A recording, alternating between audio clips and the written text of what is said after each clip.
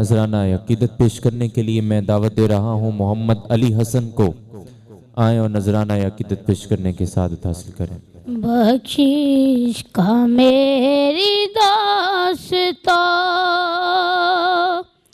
सामान हो गया, जब से दरे नबी का मैं मेहमान हो गया। पढ़ने लगा दरूद में जब से हुजूर पर,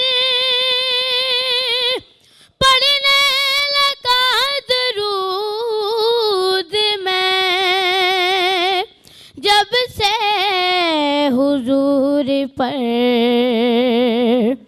हर काम मेरे वास्ते आसान हो गया, जब से दरे नबी का मैं मेहमान हो गया।